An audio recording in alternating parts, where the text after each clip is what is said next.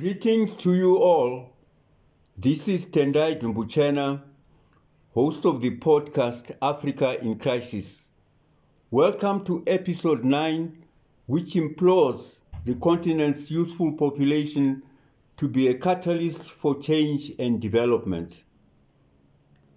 Africa has the youngest population of all continents in the world. 60% of its 1.4 billion people are below the age of 25. This compares to 42% in Latin America and the Caribbean, 40% in Asia, 38% in Oceania, 32% in North America, and 27% in Europe. A young population has a number of potential economic and social benefits. Given opportunities, a critical mass of young people can acquire knowledge and skills to fuel economic growth and build capacity in fields such as health, defense, and disaster management. With ample supply of labor at all levels, economic planning and management is greatly enhanced. Young people are more inclined to be bold, innovative, and receptive to new ideas. They are also more eager to embrace new technologies that are key drivers of the fourth industrial revolution. On the other side, a young population has potential for political instability and conflict in an environment of limited opportunities for upward social mobility. Africa's population has the highest growth rate due to a combination of lower mortality and high fertility rates. The challenge in the continent is for high and sustained economic growth rates that outstrip the population rise. A macroeconomic framework at national and regional levels must exist to attract investment, promote entrepreneurship, create jobs, and reduce pressure on land use. Given that the United Nations projects that Africa's population will increase to about 4.5 billion by the year 2100, now is the time to press the reset button for the economy. Current average economic growth rates of between 2 to 4% just won't cut it. Given the low base of virtually all African economies, double-digit growth rates for sustained periods are required to give the continent the wherewithal to lift millions out of poverty and create the capacity to support quality livelihoods for a growing population. Africa has been let down by poor and corrupt leadership. That has to change. Young people must step up to the plate and grab the mantle of leadership in positions in business, labor, and civil society in general. They must also cease to be apathetic and disengaged from politics of their countries. This is the critical area of leadership that must be transformed because it is the main locus of power.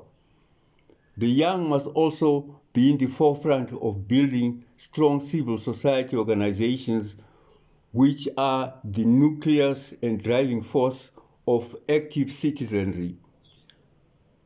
Apathy and a passive citizenry are a godsend to Africa's self-serving political elites who only seek longevity in power and accumulation of ill-gotten wealth. Active citizenry that builds consciousness and capacity in all areas that impact quality of life is a sine qua non for Africa's ability to achieve economic strength, stability, and security. An engaged citizenry creates societies that place a premium on transparency, accountability, and probity in public life. Civil society is weak in the majority of African countries. This is mainly due to political repression and lack of resources. There must be a concerted effort to build strong civil society organizations that engage with others in various regions and beyond. A continental network of civil societies must be created and strengthened to fight for people to live fulfilled lives free from political repression and the indignity and pain of grinding poverty. Young people must lead this process, for they have the most to lose if they do not secure the future now. The current leadership in Africa is a barrier to progress that must be surmounted. Cameroon's Paul Biya, now 89 years old, is the oldest incumbent leader in the world. He was prime minister in 1975 and morphed into president in 1982. For a staggering 47 years, he has been at the helm of his country with nothing to show for it. The same can be said for 8-year-old Teodoro Obiang Mbasago, who has ruled Equatorial Guinea for 43 years. Yoweri Museveni has clocked 36 years as Uganda's strongman. Nigeria's president, Muhammadu Buhari, finishes his second and last term this year. It will go down in history as a two-term presidency devoid of any significant achievement, a presidency that failed to protect Nigerians from Islamic terrorism. The leader of Africa's most populous nation with the largest economy was an invisible man on the continent. In South Africa, Cyril Ramaphosa will seek a second term in 2024 at age 72.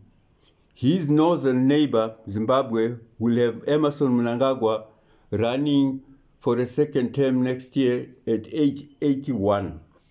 This bucks the trend for the emergence of young leaders in many successful countries elsewhere. A few examples will suffice to make the point. President Emmanuel Macron of France, 44 years old. Jacinda Ardern, New Zealand's Prime Minister, 42. The United Kingdom's new Prime Minister, Liz Truss, 47. And Finland's Prime Minister, Sanna Marin, 36 years old. All leaders like the US President Joe Biden are now an aberration. Young people in Africa have to recognize their obligation to contribute to the development of their continent. They must not sit on the sidelines wallowing in self-pity. They must throw their heads into the ring and fight on many fronts for an Africa all Africans can be proud of. I thank you. Listeners, what can be done to fight the political apathy of youth on our continent? Do you agree that civil society organizations must be strengthened to work collaboratively across national borders? Please post your responses below.